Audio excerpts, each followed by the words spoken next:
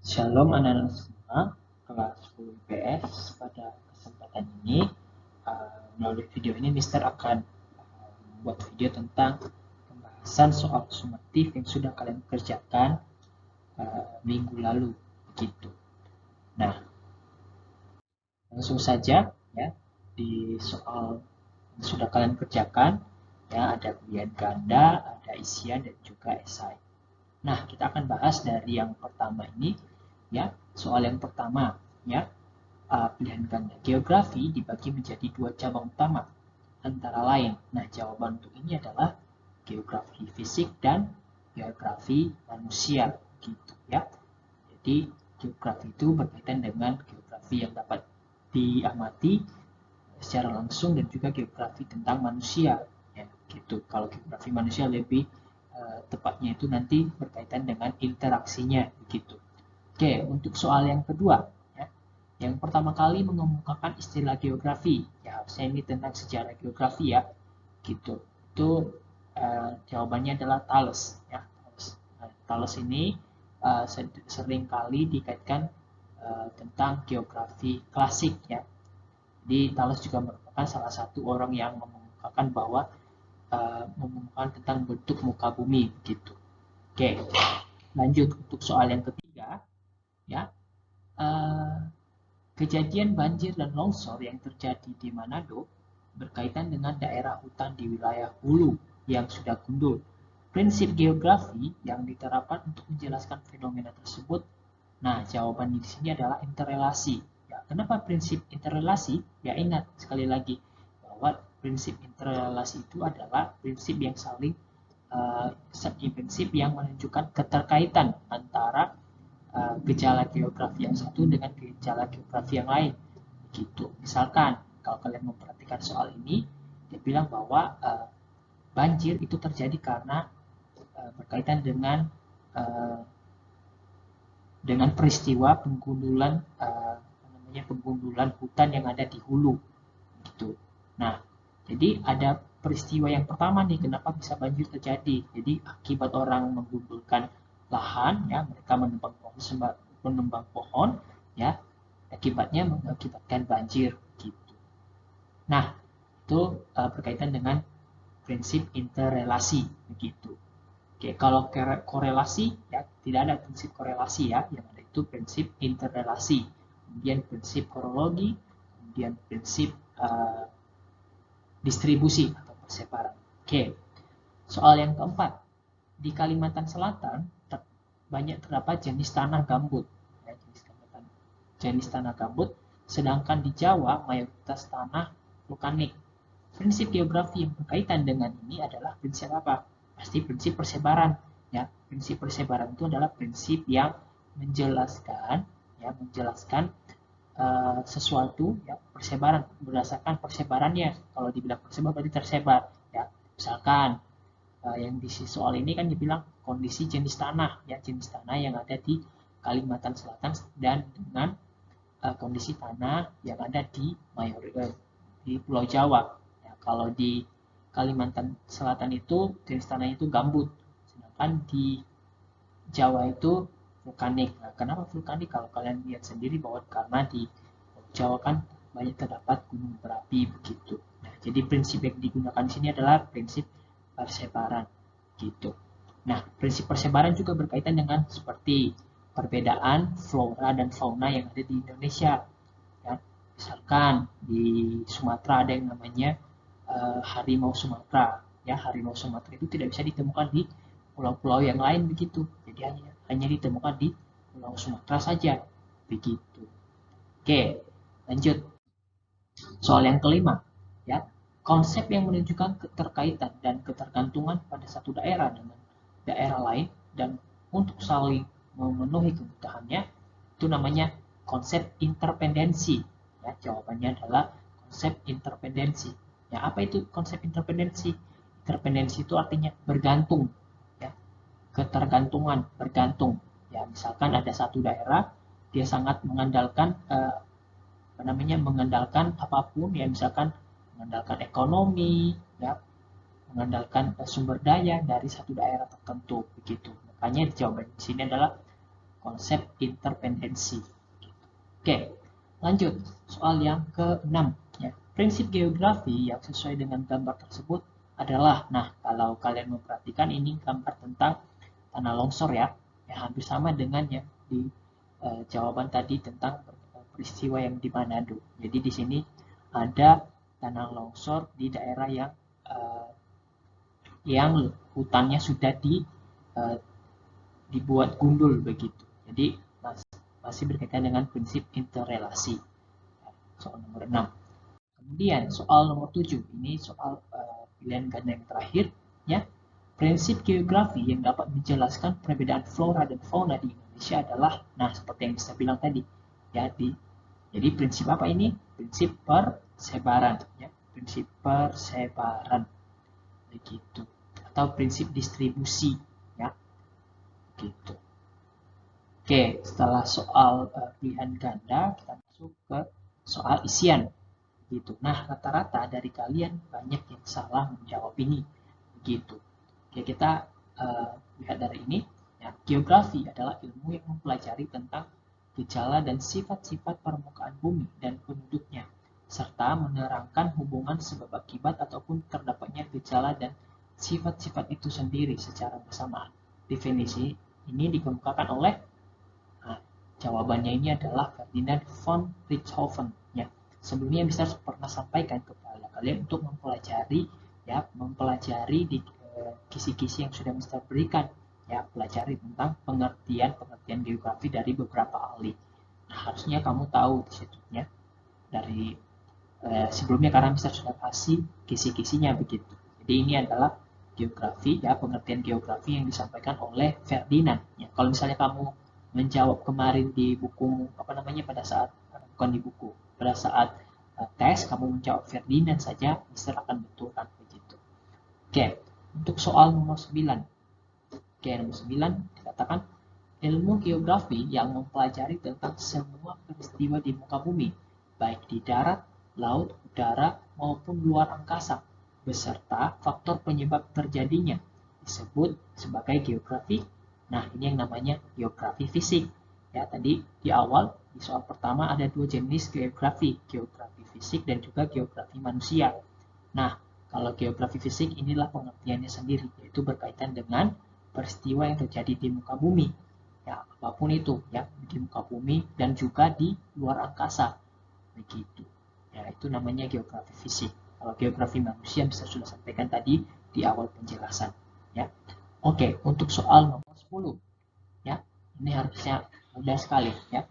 Cabang ilmu geografi yang mempelajari tentang benda-benda langit di luar atmosfer bumi seperti matahari, bulan, bintang, dan ruang angkasa, baik sifat-sifat fisik, kimia, maupun gerakan sampai pada proses kejadian benda langit adalah, nah ini berkaitan dengan cabang geografi ya. Jadi ini adalah ilmu yang disebut dengan ilmu astronomi ya. Kalau kamu menjawab astronomi, Mister benarkan, ataupun kamu menjawab ilmu perbintangan juga Mister akan benarkan begitu ya. Kemudian untuk soal nomor 11 ya. Letak yang dihubungkan oleh garis lintang dan garis bujur sehingga membentuk titik koordinat disebut letak. Nah, jawabannya sendiri adalah letak astronomis dong. Ya, letak astronomis itu selalu dikaitkan dengan garis lintang dan garis bujur gitu. Oke. Nah, kita akan lanjutkan untuk soal isian nomor 12 ya. Ini harusnya mudah gitu ya. Nias adalah salah satu pulau yang ada di Sumatera Utara. Berdasarkan pembagian zona waktu di Indonesia, ya Nias termasuk dalam zona waktu, ya pasti waktu Indonesia bagian barat gitu ya. Waktu Indonesia bagian barat, karena ya di pembagian wilayah zona waktu Indonesia ada 3 ya, WIB, WITA, dan WIT ya. Dan kalau dibilang daerah Sumatera ya, kalau kamu pasti kamu familiar dengan peta Indonesia ya, Sumatera itu ada di bagian sebelah barat gitu. Makanya dia termasuk di dalam zona waktu Indonesia Barat begitu. Kemudian soal nomor 13 ya. Ini berkaitan dengan cabang geografi ya. Cabang geografi yang mempelajari tentang kondisi rata-rata cuaca dan membahas berbagai iklim di seluruh dunia adalah, jawabannya adalah klimatologi, ya. Klimatologi, ya. Mister lihat ada beberapa yang menjawab meteorologi. Beda ya. Klimatologi ini jawabannya adalah klimatologi. Jadi klimatologi itu, ya, itu berkaitan dengan iklim, ya, iklim, ya, atau cuaca gitu. Ya. Kalau meteorologi itu berkaitan dengan bencana gitu, ya. Jadi jawabannya klimatologi. Oke. Lanjut nomor 4. Nomor 14 ini sudah harusnya, ya. Oke, nomor 16, ya.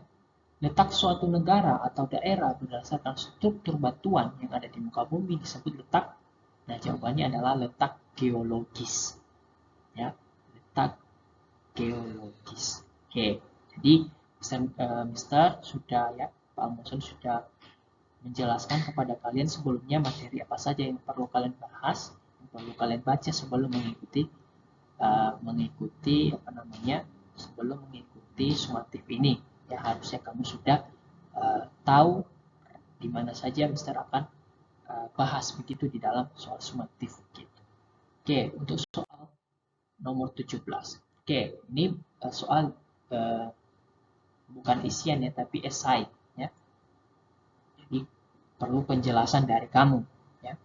Jelaskan perbedaan antara pendekatan ekologi dengan pendekatan keruangan. Nah, kamu bisa lihat di sini, ya. Kalau pendekatan keruangan, ya, itu mengkaji persamaan dan perbedaan fenomena geosfer dalam satu ruang. Ya, yang perlu kamu perhatikan di sini, kalau dibilang perbedaan antara pendekatan keruangan dan ekologi, ya, kalau keruangan itu intinya adalah berkaitan dengan ketersediaan ruang, ya, ketersediaan ruang. Kalau dibilang itu berarti ketersediaan lahan misalnya, gitu.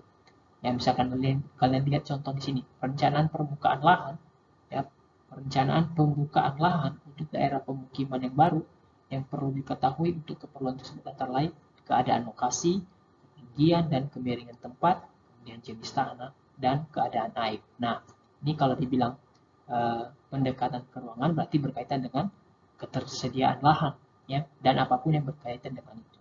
Nah, kalau dibilang pendekatan ekologi, ya, ini berkaitan dengan interaksi antara organisme hidup dan lingkungannya, ya, pendekatan ekologi. Jadi berkaitan dengan interaksi antara organisme yang hidup dengan lingkungannya.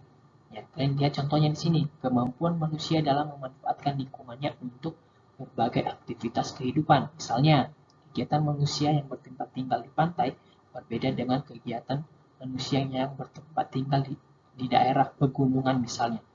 Gitu. Jadi kalau dibilang pendekatan ekologi, ya, itu berkaitan dengan uh, interaksi antara organisme yang hidup terhadap lingkungannya. Gitu. Oke, itu intinya. Kemudian untuk soal 18, ya, jelaskan perbedaan antara prinsip persebaran dengan prinsip deskripsi. Oke, kalian lihat di sini dari layar Mister berikan ini, ya. Kalau prinsip penyebaran, ya, dari soal-soal sebelumnya tadi juga Mister sudah membahas tentang prinsip penyebaran atau distribusi, ya, itu berkaitan dengan prinsip tersebarnya tidak merata di permukaan bumi, ya. Fenomena tersebar tidak merata di permukaan bumi. Artinya ini berkaitan dengan perbedaan-perbedaan yang ada di permukaan bumi, misalkan perbedaan flora dan fauna, perbedaan lahan yang ada, begitu. Misalkan dari contoh lahan vulkanik, kemudian lahan gambut, ya, di antara di daerah Kalimantan dengan daerah Jawa, begitu. Ya, sedangkan prinsip prinsip deskripsi, tunggu sebentar, ya, perbedaan antara prinsip persebaran dengan prinsip deskripsi. Nah, kalau dibilang prinsip deskripsi, ya, itu berkaitan dengan prinsip untuk yang tujuannya itu adalah menjelaskan sesuatu sedetail mungkin, ya, Misalkan kamu kalau kita mau membuat peta begitu, ya, peta suatu daerah tertentu, ya, kita akan membahas hal itu berdasarkan prinsip deskripsi. Misalkan kita mau bikin membuat peta wilayah Palopo, berarti kita akan menggunakan prinsip deskripsi. Ya, di dalam prinsip deskripsi ini kita akan menggunakan misalkan angka, tabel, grafik, gambar, gitu. Nah, itu adalah perbedaan antara prinsip deskripsi dengan prinsip persebaran. Gitu. Oke, soal 19. Oke, jelaskan 3 gejala geografi yang sering terjadi dalam kehidupan manusia. Ya, jadi ini banyak sekali sih. Jawabannya itu banyak, tapi Mister cuma minta 3 saja. Misalkan kamu jawab gejala pada atmosfer, ya, misalkan pergantian cuaca, terjadinya hujan, kemudian gejala pada litosfer atau lapisan bumi, misalnya aktivitas magma pada gunung berapi, kemudian gempa bumi, gitu, ya. Kemudian gejala pada hidrosfer. Hidrosfer itu berkaitan dengan air, ya, hidro, ya, berkaitan dengan arus laut dan gelombang laut, daerah aliran sungai, begitu, ya. Itu. Jadi 3 contoh, ya, bisa cuma minta 3 contoh saja. Oke. Nah, yang terakhir itu tentang aspek aglomerasi, ya. Jelaskan apa yang dimaksud dengan aspek aglomerasi dan berikan satu contohnya. Ya, ini juga apa ya? Mudah harusnya, ya. Aspek aglomerasi itu ya secara pengertiannya adalah aspek yang memudahkan, ya. Itu intinya, ya. Aspek yang digunakan untuk memudahkan manusia, ya, di dalam misalkan dalam satu wilayah, ya, memudahkan manusia soal mobilisasi, ya, begitu. Kalian bisa lihat dari penjelasan ini, ya, penduduk mempunyai suatu gejala kecenderungan mengelompok pada suatu tempat tertentu yang dianggap paling menguntungkan. Ya, kamu mengerti, ya? Masyarakat petani cenderung untuk mengelompok di wilayah dataran yang subur sehingga membentuk permukiman. Masyarakat kota cenderung untuk hidup mengelompok dengan masyarakat yang memiliki strata sederajat. Akibatnya akan muncul permukaan elit dan akibatnya akan muncul permukiman elit dan permukiman kumuh. Nah, aglomerasi, ingat, aglomerasi itu artinya bisa dikatakan pemusatan, ya. Aglomerasi itu pemusatan, ya. Aglomerasi penduduk akan memudahkan penyediaan sarana pendidikan, ya, misalnya sekolah, sarana kesehatan, puskesmas, rumah sakit, dan sarana ekonomi, misalnya pasar, pertokoan, gitu. Dengan adanya aglomerasi akan menimbulkan efisiensi yang tinggi dalam pemasaran atau pelayanan umum. Ya, jadi kamu bisa melihat apa yang dimaksud dengan aspek aglomerasi. Jadi aspek aglomerasi itu adalah aspek pemusatan penduduk, gitu. Nah, contohnya, misalkan, ya, di Jakarta, ya, kondisi daerah di Jakarta, ya, sangat mudah, misalnya mobilisasi, ya, misalkan, dan ketersediaan fasilitas di Jakarta berbeda dengan daerah di Papua, ya. Kalau di Jakarta itu mobilisasi ke tempat-tempat tertentu, misalkan ke rumah sakit, kemudian ke tempat sarana ekonomi, misalkan pasar, pertokoan, mal, itu sangat mudah dijangkau dibandingkan dengan Papua yang masih sulit untuk kondisinya seperti di Jakarta. Nah, sekian pembahasan tentang soal sumatif yang sudah kalian kerjakan, ya. Kalau kamu memperhatikan, ya, kalau misalnya kamu membandingkan dengan jawaban kamu yang sudah kamu jawab, silakan. Dan kalau misalnya nanti kalau sudah ada hasilnya, ya, ada beberapa dari kalian yang tidak tuntas, ya, silakan hubungi Mister secara pribadi. Terima kasih, Tuhan Yesus memberkati.